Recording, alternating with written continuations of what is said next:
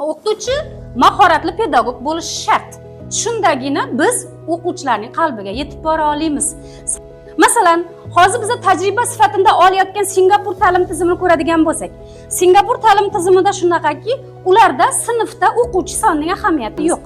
O'quvchi bir sahifani o'qib bo'lgandan keyin o'sha sahifa haqida o'zining fikrini aytish shart, o'ziga bo'lsa ham hattoki.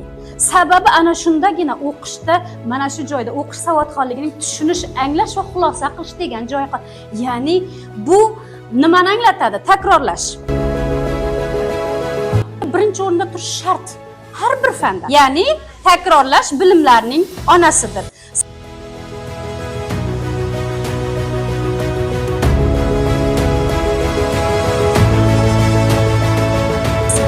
Bular masalan o'rtog'ingizga berdingiz, bir ekspert. Guruhlarda ishladingiz, masalan 5 yoki 6 nafar bo'ladigan bo'lsa, u endi 6 ekspertning qo'lidan o'tadi. Bitta loyiha. Lekin u bora-bora pishitilgandan keyin qanday holatga keladi? Chiroyli bir loyiha tarziga keladi. Demakki, ular bir-biri bilan nima qilyapti? Ma'lumot almashyapti. Guruhlarda ishlayapti. Demakki, biz mana bu natijaga erishdik. 4K modeli bu. Jamiyatdagi qaysi bir jarayonga kirib borsangiz, birinchi o'rinda bizga nima kerak? Siz lider bo'lishingiz uchun albatta kreativ fikrlashingiz shart.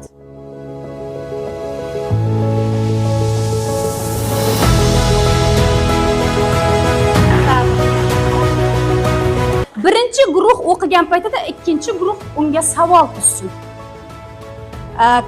Crossword tuzsin yoki case, ya'ni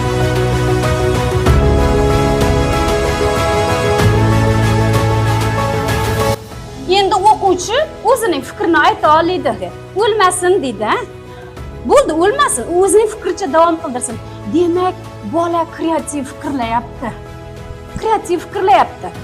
Keyingisi masalan kollaboratsiya. Bu kim bilan ishlashadi? Guruhlarni hamkorlikda ishlash edi. Bu to'g'ri ma'lumotni bir-biri bilan almashish bo'lsa, bu jamoa bilan ishlashni. Demak, u baliq tutib berishingizni kutadi. Biz aslida nimani o'rgatishimiz kerak? Tutishni o'rgatishimiz kerak.